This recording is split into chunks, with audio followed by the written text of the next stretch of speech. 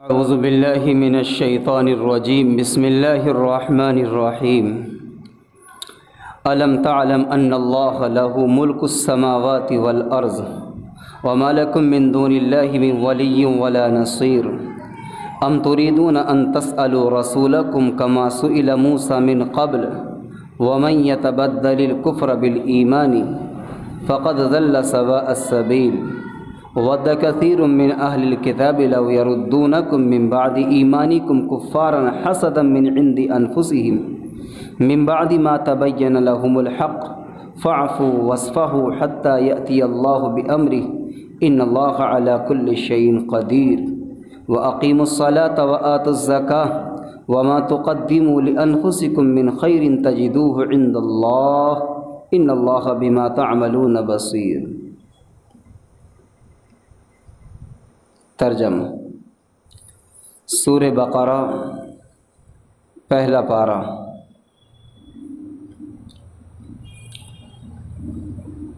الم تعلم ان اللہ لہ ملک السماوات والارض، کیا آپ نہیں جانتے کہ بلا شبہ اللہ وہ ہے جس کے لیے آسمان اور زمین کی بادشاہت ہے۔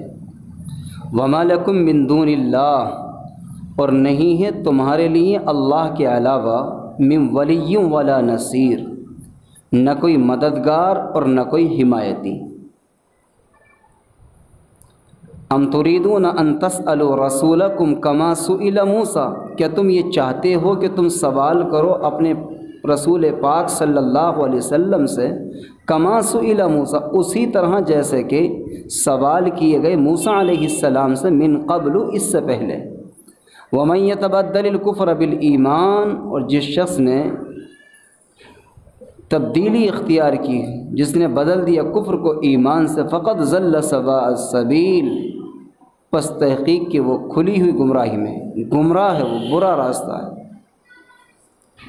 وَدَّ كَثِيرٌ مِّنْ أَهْلِ الْكِتَابِ، اور بہت سے اہل کتاب اس بات کو چاہتے ہیں، لَوْ يَرُدُّونَكُمْ، کہ اگر تم کو لوٹا دیں، من بعد ایمانکم کفارا، تمہارے ایمان لانے کے بعد کفر پر، حسدا من عند انفسہم، حسد کرتے ہوئے اپنے ذاتی اعتبار سے، من بعد ما تبین، اس چیز کے ظاہر ہونے کے بعد، لہم الحق، جو ان کے لیے سچائی ہے، فاعفوا واصفحوا، پس معاف کرو اور درگزر کرو، حتی یأتی اللہ بامرہ، یہاں تک کہ آ جائے اللہ تبارک و تعالیٰ کا حکم۔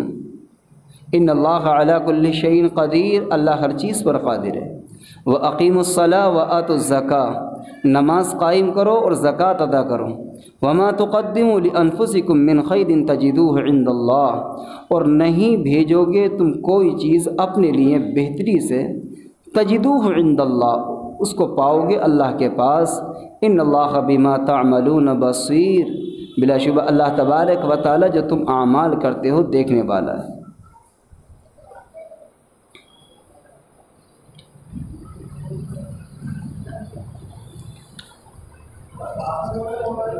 اللہ تبارک و تعالی نے قرآن مقدس کی ان آیت پاک کے اندر جو تلاوت کی گئی ہیں، اپنے بندوں کو بہت اہم باتوں کا پیغام دیا ہے۔ اس سے پہلے کہ میں آیت پاک سے متعلق چند باتیں آپ کے سامنے ذکر کروں، یہ جاننا ضروری ہے کہ اس سے پچھلی آیات میں کن باتوں کو ذکر کیا گیا تھا۔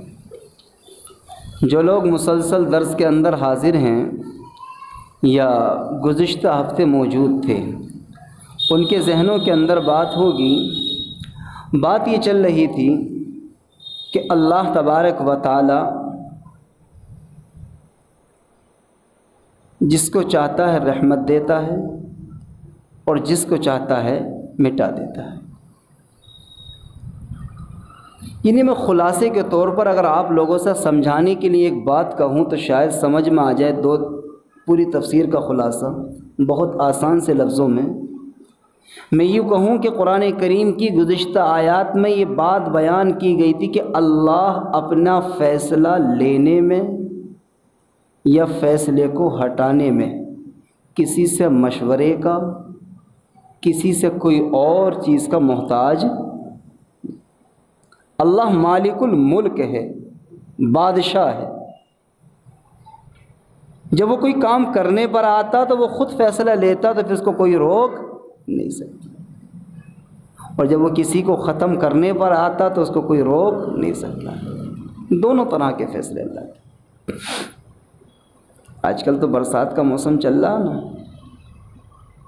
دیکھا ہوگا آپ نے کہ بغیر کسی اس کے کیا ہے، بہت تیز کی دھوپ نکل رہی ہے، کوئی تصور بھی نہیں تھا، آنن فانن دیکھتے ہوئے اتنی موٹی موٹی بوندوں سے بارش آئی کہ پورے راستے جل تھل ہو گئے، راستوں میں پانی بہنے لگا، کوئی تصور نہیں۔ اور کبھی کبھی یہ ہوتا ہے کہ فجر کے بعد سے لے کے ملن ہیں، بادل سائے ہوئے ہیں، اور دن بڑھا تو ہوائیں چل رہی ہیں، لوگوں کو بڑی امید ہے کہ اب ہوگی اور اب ہوگی، اور کالی گھٹائیں، اور پتہ چلا کہ 4 گھنٹے کے بعد بارش کا نام و نشان، بڑی تیز کی دھوپ آ گئی۔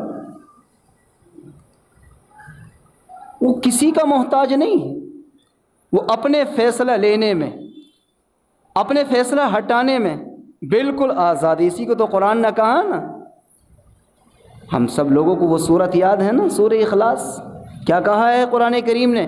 رب العالمین بیان فرماتے کہ قل هو اللہ احد اللہ الصمد۔ اے نبی پاک صلی اللہ علیہ وسلم آپ فرما دیجئے اللہ اکیلا ہے، اللہ ایک ہے، اللہ الصمد، اللہ بالکل بے نیاز ہے، کسی کا محتاج نہیں۔ اللہ جب کوئی فیصلہ لینے پر آتا ہے تو کوئی پارلیمنٹ بٹھانی نہیں پڑتی ہے، کوئی ممبر سازی نہیں کرنی پڑتی، اس کو کوئی مشورہ نہیں کرنا پڑتا اس کو۔ اللہ تبارک و تعالیٰ اپنے فیصلے میں بالکل آزاد ہے۔ کیسا آزاد ہے؟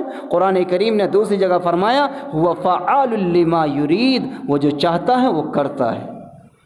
قرآن نے دوسری جگہ فرمایا کہ ان اللہ علی کل شیء قدیر، اللہ ہر چیز پر قادر ہے۔ قرآن کریم نے دوسری جگہ فرمایا هو ذو القوۃ المتین، وہ زبردست طاقت والا، اس کی طاقت کے سامنے کوئی اور ٹک نہیں سکتا۔ یہ خلاصہ کلام تھا گزشتہ تفسیر کا۔ اور گزشتہ ہفتے میں جو میں نے درس کیا تھا، طبیعت کے ناساز ہونے کی وجہ بڑا مختصر تھا، ترجمہ میں نے کر دیا تھا، تو آیت کریمہ یہ چل رہی تھی کہ ما ننسخ من آیت او ننسیها نأتی بخیر منها او مثلها الم تعلم ان اللہ علی کل شیء قدیر۔ یہ بیان فرمایا کہ اللہ تبارک و تعالیٰ کبھی کسی آیت کو لاتا ہے، کبھی منسوخ کر دیتا ہے۔ جب منسوخ کرتا تو یا تو اس سے بہتر لے کر کا آتا ہے یا اس کے بدلے میں اس جیسی لے کر کا آتا ہے، اپنے فیصلے میں بالکل آسان۔ یہ بیان فرمانے کے بعد پھر اللہ تبارک و تعالیٰ کی بادشاہت کو، اس کی قدرت کو، اس کی طاقت کو، اس کی صفات کو، اس کی حکومت کو، اور اللہ تبارک و تعالیٰ کے اس کائنات کے نظام کے چلانے کو اللہ نے خود بیان فرمایا کہ تمہیں اگر میری طاقت سمجھنی ہے تو سمجھو میرے قرآن سے، الم تعلم ان اللہ، کیا تم جانتے ہو اللہ کون ہے؟ تم جانتے ہو کہ اللہ کون ہے؟ ابھی تم نے اذان میں سنا تو ہے اللہ اکبر اللہ اکبر، مؤذن صاحب نے اذان دی کہ اللہ اکبر اللہ اکبر، اللہ بہت بڑا ہے، یہ تو سنا، لیکن اللہ کی کبریائی، اللہ کی عظمت، اللہ کی بزرگی، اللہ کی بڑائی، اللہ تبارک و تعالیٰ کی الوہیت، اس کی ربوبیت، اس کی خالقیت، اس کی مالکیت، اس کی رزاقیت، اللہ کیا ہے ہم نے صحیح طریقے سے دل کے اندر نہیں اتارا ہے۔ قرآن کہتا ہے الم تعلم ان اللہ، کیا تم جانتے ہو کہ اللہ کون ہے؟ لہو ملک السماوات والارض، اللہ وہ ہے جس کے قبضے میں آسمانوں کی بادشاہت، جس کے قبضے میں زمین کی بادشاہت۔ آسمانوں کے اندر کوئی ہلچل ہوگی، آسمانوں کے اندر ستارے نکلیں گے، اور کتنے ستارے نکلتے ہیں؟ فرمایا کہ ان گنت، کوئی نہیں گن سکا ستاروں کی تعداد، ان گنت۔ کس وقت کون سا ستارہ ڈوبے گا، کب نکلے گا، چاند کتنی رفتار سے دوڑے گا، سورج کتنی رفتار سے دوڑے گا، بادل کیسے کدھر سے کدھر کو ڈالے جائیں گے۔ فرمائے کہ آسمان کی کائنات کا نظام بالکل اپنا ایک الگ ہے۔ آسمان میں کوئی معمولی خالی ایک چادر تھوڑی نہ تنی ہوئی ہے، کوئی چھت تھوڑی نہ ہے، وہاں ایک پوری ایک کائنات چل رہی ہے۔ آپ نے سنا ہوگا حدیث پاک کے اندر حضور پاک علیہ الصلاۃ والسلام نے ارشاد فرمایا کہ جب انسان کی اس دنیا میں کسی کی روح نکالی جاتی، جب انسان کی موت کا وقت قریب آتا ہے تو فرمایا کہ اگر وہ نیک ہوتا ہے تو پہلے آسمان پر اس کی روح پہنچتی ہے، اور آسمان کے پہلے آسمان کے جو فرشتے ہیں کہتے ہیں کون ہیں؟ کہ فلاں ابن فلاں ہیں، بڑا نیک ہے اللہ کا، تو کہتے ہیں کہ مرحبا، تیرا آنا مبارک ہو، مبارکباد تجھے، ہم تیرا استقبال کرتے ہیں۔ اور اگر گنہگار ہے تو فرمائے کہ اس کے لیے جلدی سے دروازہ نہیں کھلتا ہے، اور بڑی دقت سے دروازہ کھلنے کے بعد پھر اس کی روح کے کیا ہے لعنت کے ساتھ آگے بڑھا دیا جاتا ہے۔ تو آسمان پر پوری کائنات سجی ہوئی ہے، تو اللہ فرمائے کہ لہو ملک السماوات، اس کی بادشاہت ان آسمانوں پہ بھی چلتی ہے۔ ستارے کب نکلنے ہیں، سورج کب نکلنا ہے، چاند کب نکلنا ہے، ہوائیں کب چلنی ہیں، پانی کب برسنا ہے، کہاں بادل دکھانے ہیں اور کہاں بادل برسانے ہیں۔ کبھی ہوتا یہ کہ بادل یہاں سایہ کر رہے تھے، کالی گھٹا یہاں تھی اور برسا کہیں اور جا کر کے ہے، وہ یہ کائنات کا نظام ہے۔ اور اس کے بعد میں فرمایا کہ والارض، اس کی بادشاہت زمین میں بھی ہے، غلہ کب دینا ہے، کتنا دینا ہے، مٹھاس ڈالنی ہے کہ نہیں ڈالنی ہے،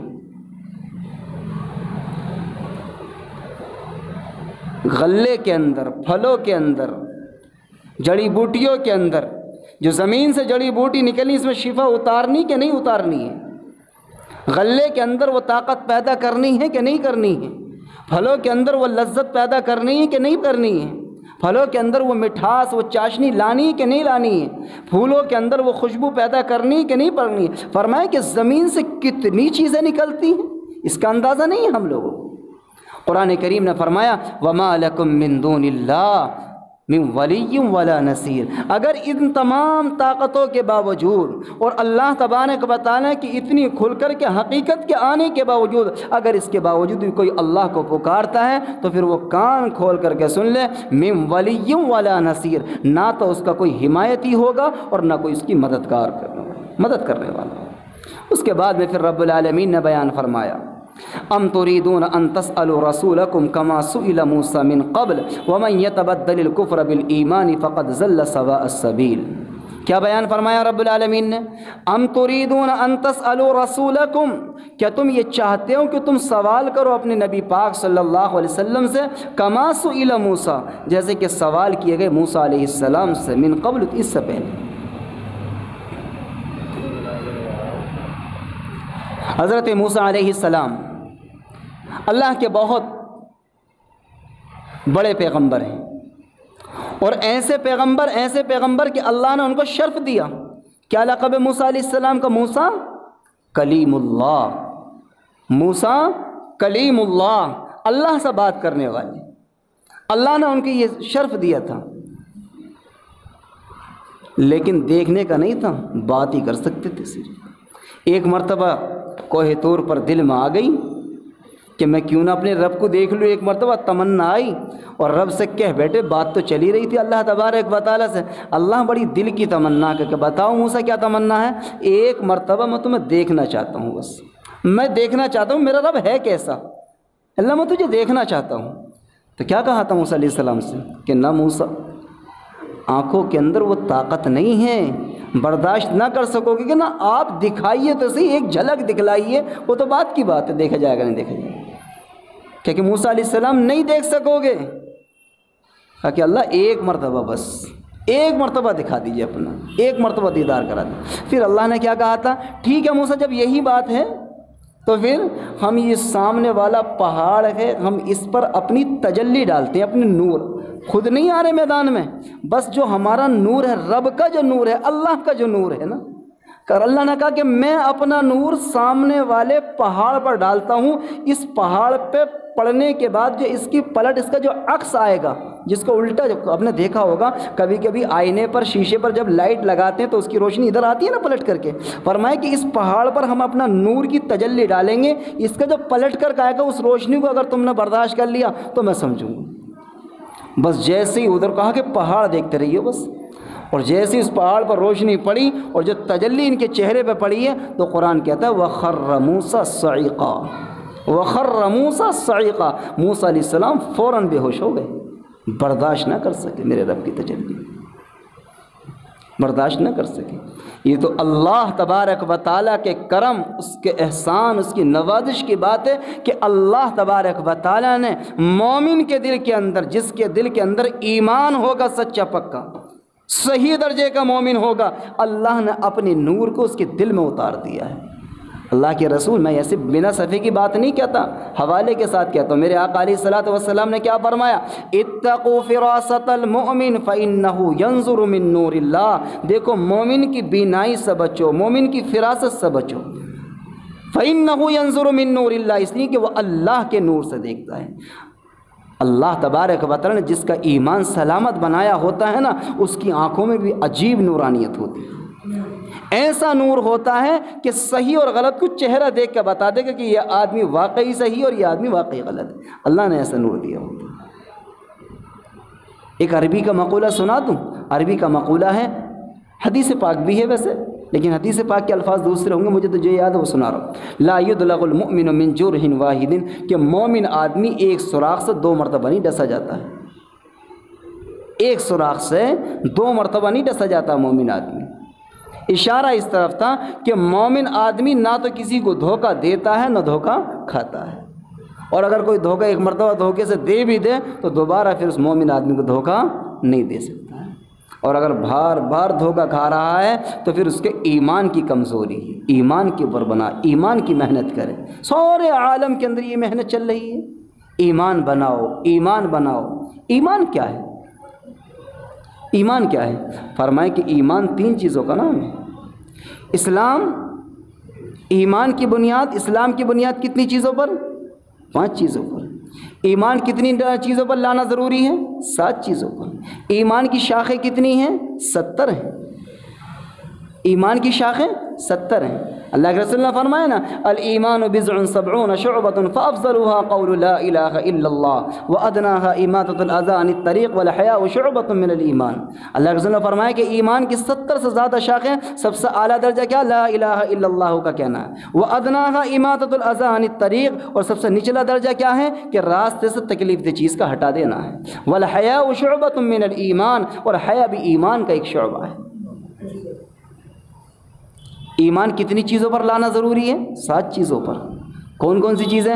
آمنت باللہ وملائکتہ وکتبہ ورسلہ والیوم الآخر والقدر خیرہ وشرہ من اللہ تعالی والبعث بعد الموت۔ یہ 7 چیزوں پر ایمان لانا ضروری ہے۔ اللہ پر ایمان، اس کے فرشتوں پر، اس کی کتابوں پر، اس کے رسولوں پر، اچھی بری تقدیر پر، مرنے کے بعد اٹھائے جانے پر، ان سب پر ایمان لانا ضروری ہے۔ اسلام کی بنیاد کتنی چیزوں پر ہے؟ 5 چیزوں پر۔ بنی الاسلام علی 5، شہادت ان لا الہ الا اللہ وان محمد الرسول اللہ واقام الصلاۃ وایتاء الزکاۃ والحج وصوم رمضان۔ یہ سب مشکات کی روایت ہے۔ اللہ اور اس کے رسول پر ایمان لانا۔ اللہ کے رسول علیہ الصلوۃ والسلام نے کیا ہے؟ پوری امت کی تعلیم دی ہے، ایمان کی، اسلام کی، دین کی۔ لیکن انسان کی زندگی کے اندر اگر ایمان ہوگا اور ایمانی زندگی گزارے گا تو اللہ تبارک و تعالیٰ اس کی نگاہوں میں بھی ایمان کا نور نصیب ہے، دل کے اندر بھی ایمان آئے گا۔ اور فرمائے کہ اتقوا فراست المؤمن فإنہ ینظر من نور اللہ، مومن کی ذہانت سے، اس کی فراست سے، اس کی بینائی سے بچو، اس لیے کہ وہ اللہ کے نور سے دیکھتا ہے۔ مانگا کرو اللہ سے نور، اللہ اپنا نور نصیب فرما دے، اللہ اپنا نور ہمارے دل میں ڈال دے، ہماری نگاہوں میں اپنا نور ڈال دے۔ جب اللہ کا نور آ جاتا ہے نا تو چہرہ بھی نورانی ہو جاتا ہے، اور فرمائے کہ انسان کے اعمال بھی نورانی ہو جاتے ہیں، سب چیز میں نور پیدا ہو جاتا ہے۔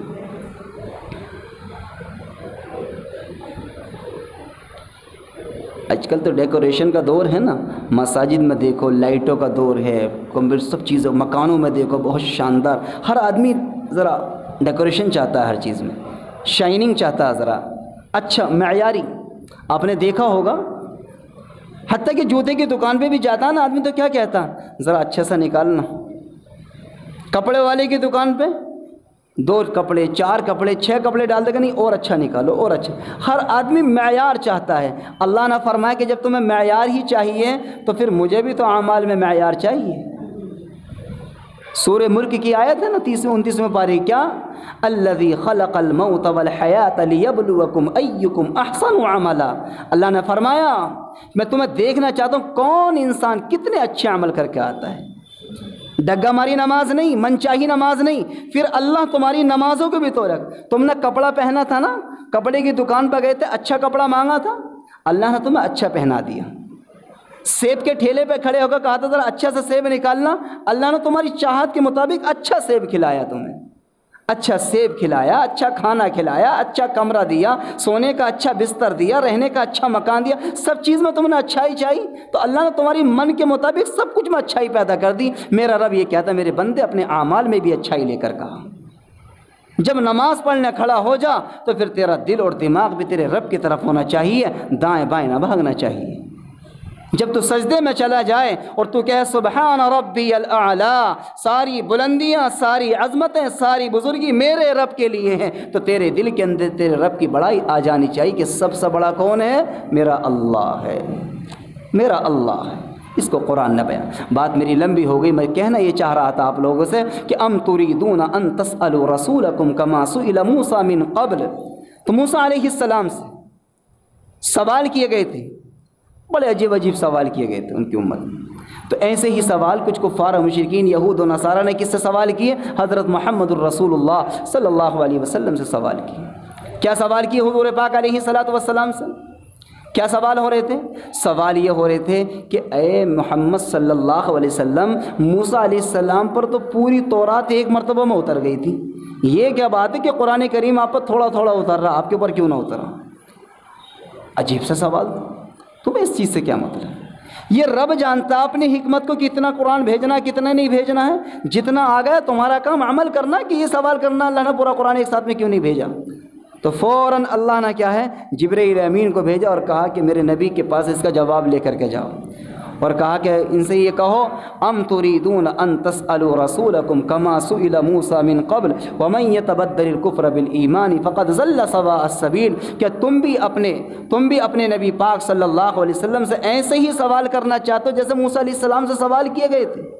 یہ بات اچھی نہیں، بے ضرورت سوال نہیں۔ کبھی کبھی ہوتا ہے نا کہ چلو مولوی صاحب بیٹھے ہیں، چلو سوال کرنے کا نمبر آیا تو ایسا جو جس کے سمجھ میں آ رہا سوال وہ کرو جو بہت اہم سوال ہو، جو موقع کے محل کے اعتبار سے سوال ہو، ایسا سوال کرنا چاہیے۔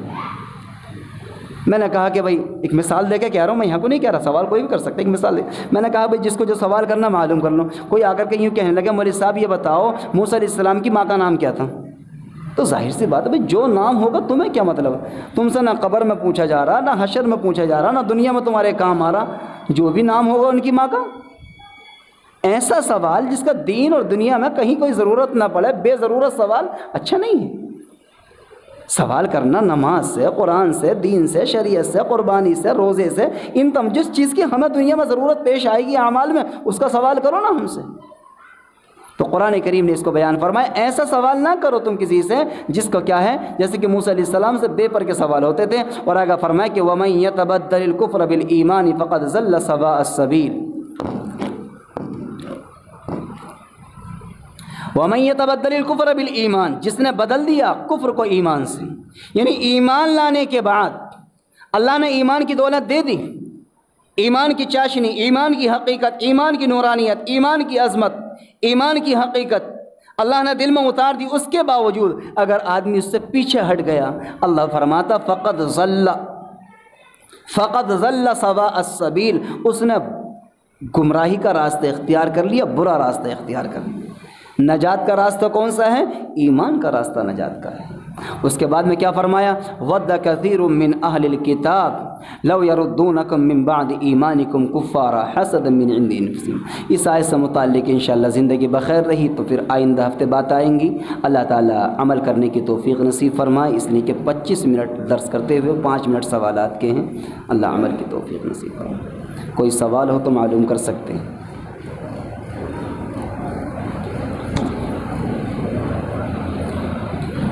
کسی کو کوئی سوال معلوم کرنا ہو تو معلوم کر سکتے ہیں۔ میں گھر کا مالک ہوں جی، اور میں یہ چاہتا ہوں کہ میرے والد اور والدہ کا دونوں کا انتقال ہو گیا، میں ان کا حصہ لوں یا پہلے اپنا لوں या उनका ही? सबको बता दो। हाँ, सवाल ये आया है कि एक साहब अपने घर के ज़िम्मेदार हैं, ख़ुद मालिक हैं, ख़ुद ज़िम्मेदार हैं। उनके वालिद और वालदा दोनों का इंतकाल हो गया है। उनका दिल ये चाहता है कि क़ुरबानी के अंदर मैं अपने माँ बाप का भी हिस्सा ले लूँ। अब सवाल ये पैदा होता है कि वो हिस्सा पहले किसका लें, अपने माँ बाप का लें या अपना लें। तो मसला इसके अंदर ये है कि उन्हें ये देखना होगा कि वो साहिब निसाब हैं कि नहीं हैं, यानी उनके पास में 52.5 तोला चांदी की कीमत या 52.5 तोला चांदी उनके पास एक्स्ट्रा रखी हुई है या नहीं है। अगर है रखी हुई, यानी इतने मालिक हैं, ये साहिब निसाब हैं, सीधे सीधे लफ्ज़ों में कहिएगा, अगर वो साहिब निसाब हैं तो पहले वो अपना हिस्सा लें और उसके बाद में अल्लाह ने अगर गुंजाइश दी है तो वालदा का भी लें, और गुंजाइश दी है तो वालिद का भी लें, और गुंजाइश दी है तो मुहम्मदुर रसूलुल्लाह सल्लल्लाहु अलैहि वसल्लम का। अगर वो साहिब निसाब नहीं है, बस नफली क़ुरबानी कर रहे हैं अल्लाह की रज़ा के लिए, अब उनको इख्तियार है, जिसका चाहे उसका ले लें। नफली रोज़ा हो, नफली नमाज हो, नफली क़ुरबानी हो, नफली जो इबादत होती है उसमें इख्तियार होता है, जिधर को चाहे उसका सवाब मुंतकिल कर दे। लेकिन जो चीज़ वाजिब होती है तो वो अपने ऊपर होती है। इसकी मिसाल यूँ समझें कि ज़ोहर की नमाज मेरे ऊपर वाजिब है तो मुझे ही पढ़नी है, ना कि मेरे बेटे को पढ़नी है, अब्बा को पढ़नी है। यानी आप ये समझिएगा कि जैसे कि क़ुरबानी जो है तो अगर मेरे ऊपर वाजिब है, पहले मैं अपना हिस्सा ले लूँ, उसके बाद मैं उनका हिस्सा लूँ। और कोई सवाल?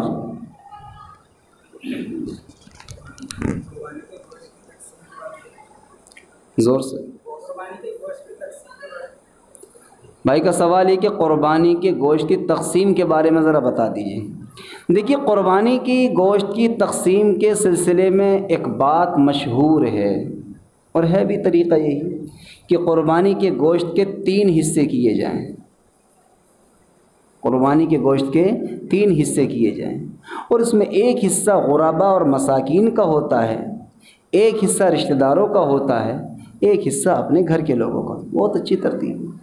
लेकिन अगर किसी इंसान ने ये देखा कि फैमिली के मेंबर भी हैं और मैं चाहता हूँ कि मेरे घर पे कुछ रिश्तेदार आ जाएं, बहन भांजी होती हैं, कुछ रिश्तेदार होते हैं जो अपने घर पे ही वो पकवा के खिलवाना चाहता है, तो उसको ये इख्तियार है कि वो 2 हिस्से, एक अपना वाला और रिश्तेदारों वाला हिस्सा, वो दोनों हिस्से अगर गुंजाइश कुछ कम हो रही है अपने वाले हिस्से में तो उसमें से मिला करके, क्योंकि रिश्तेदारों को सिर्फ दावत दे।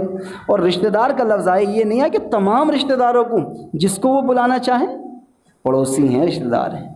और अगर उसने और एक कदम आगे को बढ़ाया कि कुछ गरीब, मसाकीन और कुछ इस तरह के लोगों को, जो लोग तो उनको भी इकट्ठा कर लिया, तो शरीयत ने इसकी भी इजाज़त दी कि मुकम्मल गोश्त भी अपने यहाँ वो कर सकता है। लेकिन आला दर्जा ये है कि अपने लिए एक हिस्सा रिश्तेदारों के लिए है, एक हिस्सा ग़ुरबा और मसाकीन के लिए।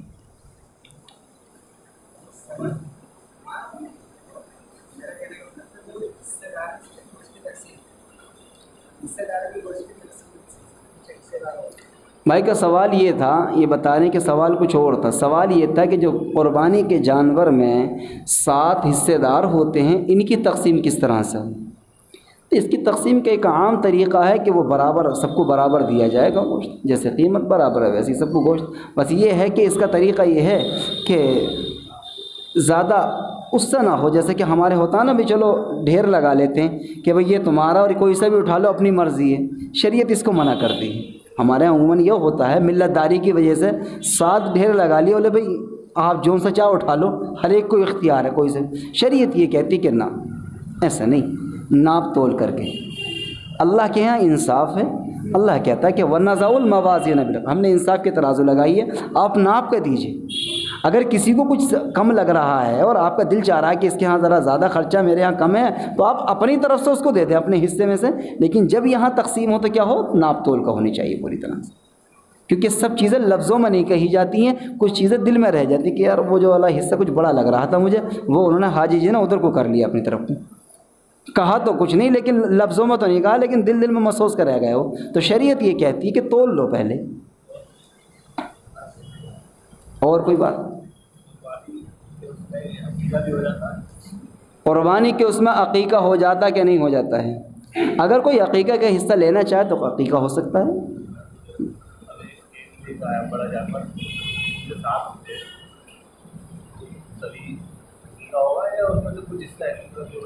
جیسے اختیار ہے وہ تو لانے والوں کی جیسی نیت کی، انما الاعمال بالنیات، اعمال کا دار و مدار نیت۔ اگر پورا جانور عقیقے کے لیے آیا تو عقیقے کے لیے ہو جائے، کچھ حصے قربانی کے کچھ عقیقے، تو دونوں ہو جائیں گے۔ وہ تو نیت کے اوپر، انما الاعمال بالنیات، اعمال کا دار و مدار نیت پر ہے۔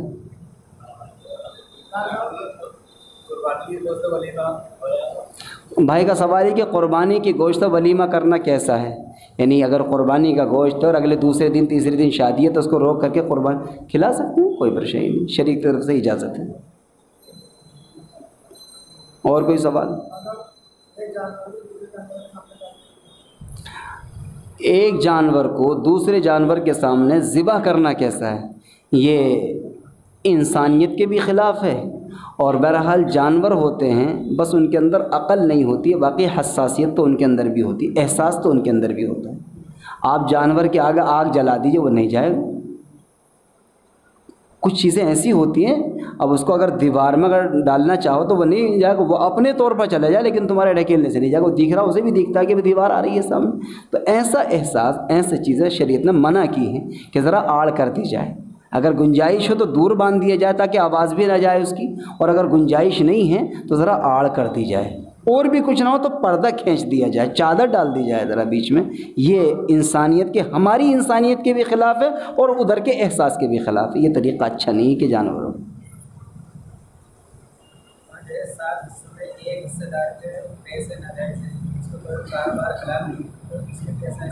بھائی کا سوال یہ ہے کہ اگر 7 حصے دار ہیں، 6 حصے دار حلال روزی سے حصہ لے رہے ہیں، ایک آدمی کا حصہ ایسا ہے جو حرام روزی سے ہے، اس کے کہیں سے کہیں تک ہے ہی نہیں حلال کا، سب ٹوٹل حرام سے ڈیپینڈ ہوتا ہے اس کا، تو فرمائیں کہ کسی کی بھی قربانی نہیں ہوگی، ایک کی بھی قربانی نہیں ہوگی۔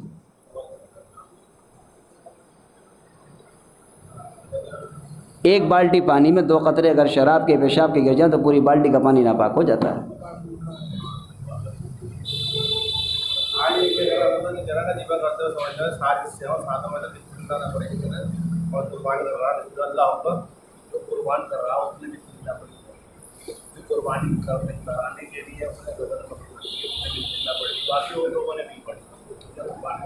سوال یہ ہے کہ قربانی کرنے کے وقت میں جن حضرات نے حصہ لیا ہے، یہ جو ڈھور کو پکڑ رہے ہیں، کچھ پیروں میں، کچھ پونچھ میں، کچھ سر میں، ان سب نے تو بسم اللہ نہیں پڑھی، بس جو چھری پھیر رہا اس نے بسم اللہ پڑھ لی ہے۔ تو شریعت یہ کہتی ہے اس سلسلے میں کہ چھری پھیرنے والا ایک ہو یا 4 ہوں، سب کو بسم اللہ پڑھنا ضروری ہے، اور جو پکڑنے والے ہیں ان کے لیے ضروری نہیں ہے، اگر وہ پڑھ لیں تو انہیں بھی ثواب مل جائے گا، نہیں پڑھیں تو اس میں کوئی حرج نہیں ہے، لیکن ہاں حصے دار وہاں پر کھڑے ہوئے ہوں۔ لیکن یہ ہے کہ اگر چھری پھیرنے والوں میں عموماً کیا ہوتا ہے، جو قریش جو ذبح کرنے والے آتے ہیں نا، تو وہ کیا ہوتا ہے کہ جس کے ہاتھ میں چھری دیتے ہیں کہ بھئی آپ مولوی صاحب کے ہاتھ میں یا گھر کے مالک کے ہاتھ میں، کہ جو آپ اپنے ہاتھ سے ہاتھ ڈال دو باقی ہم کر لیں گے، تو وہ تھوڑا بہت کاٹ پاتے ہیں، پھر جو ہے تو وہ اپنے ہاتھ میں لے لیتے ہیں۔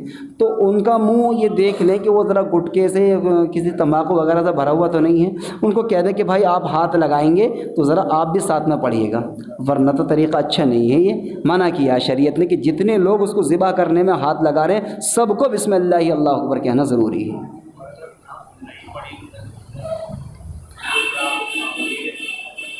جائز نہیں ہے، درست نہیں ہے، قربانی ہو جائے گی۔ بھائی کا سوال ہے کہ کل کے روزے کے بارے میں بتا دیجئے کہ 9 ذی الحجہ کا روزہ، اور ایک میں بتا دیتا ہوں تکبیر تشریق کے بارے میں۔ 9 ذی الحجہ کے اندر حضور پاک علیہ الصلوۃ والسلام نے فرمایا کہ 9 ذی الحجہ کی فجر سے لے کر 13ویں ذی الحجہ کی عصر تک تکبیر تشریق کا کہنا واجب ہے۔ مردوں کے لیے ہر فرض نماز کے بعد بلند آواز سے تکبیر تشریق کا کہنا واجب ہے، عورتوں کے لیے آہستہ آواز سے ہر فرض نماز کے بعد کہنا واجب ہے۔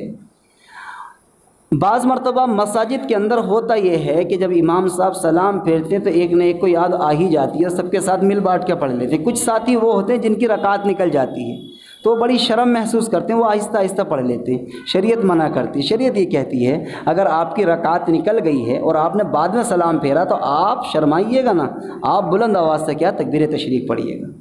اور یہ شرماہٹ کیوں ہوتی ہے اس کی بنیادی وجہ میں بتا دوں، ہوتی یوں ہیں کہ پوری طرح سے تکبیر تشریق کی یاد نہیں ہوتی ہے، سب کے ساتھ میں تو آواز میں آواز ملا دی کہ نہ پتہ چلا نہ کچھ ہوا۔ اس لیے 2 دن ہیں ہمارے، ابھی رات کا وقت ہے، تو لہٰذا صبح تک یاد کر لی جائے۔ تکبیر تشریق کیا ہے؟ اللہ اکبر اللہ اکبر، یہ تو اذان میں ہی آتا، کوئی مشکل نہیں ہے۔ اللہ اکبر لا الہ الا اللہ واللہ اکبر اللہ اکبر وللہ الحمد، یاد ہو جائیں گے انشاءاللہ۔ سوال یہ آیا تھا، یہ تو میں نے اپنی طرف سے بتا دیا، سوال یہ آیا تھا کہ 9 ذی الحجہ کے روزہ یعنی عرفے کے روزے کے بارے میں بتائیے شریعت کیا کہتی ہے۔ اللہ کے نبی علیہ الصلاۃ والسلام نے فرمایا کہ عرفے کا روزہ رکھنا نفلی ہے لیکن ثواب بہت زیادہ ہے۔ جو انسان 1 روزہ رکھے گا اس کو 2 سال کے روزوں کا ثواب ملے گا۔ مسلم شریف کی روایت ہے، حضرت ابو قتادہ رضی اللہ عنہ سے حدیث کے راوی ہیں۔ اور کوئی سوال؟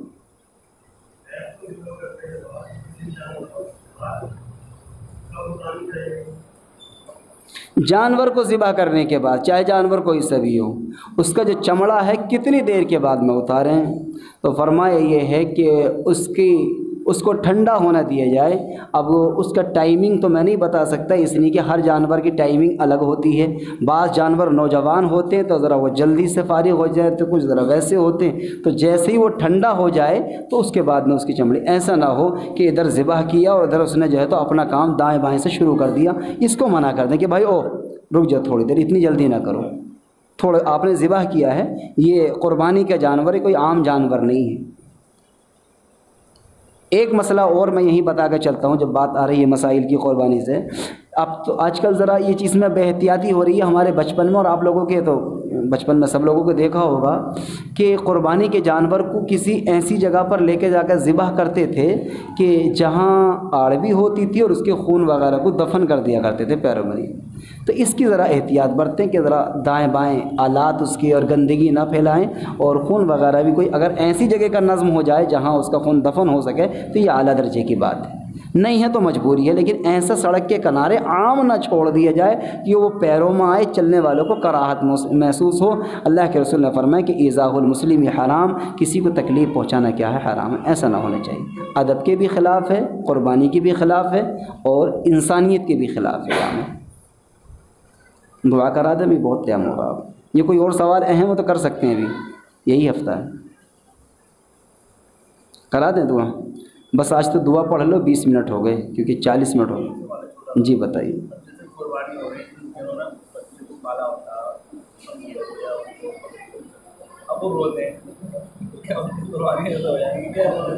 ہاں بھائی کا سوال یہ ہے کہ بعض لوگ قربانی کے جانور کو شروع میں ہی لے لیتے ہیں بڑے بچپن میں، اور بہت پیار محبت سے پورا سال پالتے ہیں، اور عموماً یہ دیکھا کہ بچے عورتیں جب وہ ذبح ہوتا ہے جانور تو ان کی آنکھوں سے آنسو آ جاتے ہیں۔ قصداً رونا تو اچھا نہیں ہے، اس لیے کہ یہ اللہ تبارک و تعالیٰ، لیکن طبیعت ہے انسان کی نرمی کی، جب کوئی محبوب چیز جاتی ہے تو بہرحال آنسو نکل آئیں بے ساختہ طور پر، تو وہ اس میں انسان کا اختیار نہیں ہے، لیکن اس کو بنا لینا اور اس کو سمجھنا کہ یہ ثواب ہے، ایسا کچھ نہیں ہے۔ اور یہ سمجھنا کہ رونے سے قربانی نہیں ہوگی تو ایسا بھی نہیں ہے۔ اللہ نے خود فرمایا کہ لن تنالوا البر حتى تنفقوا مما تحبون، ہرگز تم اس نیکی کو نہیں پہنچ سکتے جب تک کہ تم اپنی محبوب چیز کو خرچ نہ کر دو۔ اللہ کے اعلیٰ درجہ یہی کرا دوں۔ کہتا ہے جیسے اب 7 ممبر ہوتے ہیں قربانی میں، 7 میں 2 کی نیت کچھ اور ہے، 5 کی نیت کچھ اور ہے، کیا مسئلہ ہے؟ کچھ اور سے مراد مطلب کہ نیت تک کھوٹ کا مسئلہ ہے، جیسے 5 تو نہیں ہے ایماندار اور 2 رہتے ہیں، مطلب روزی حرام ہے، یہ کھوٹ سے مراد کیسے؟ جیسے کم پرچی کے معاملے میں، جیسے کہ اس میں کلیز بازی ہوتی ہے،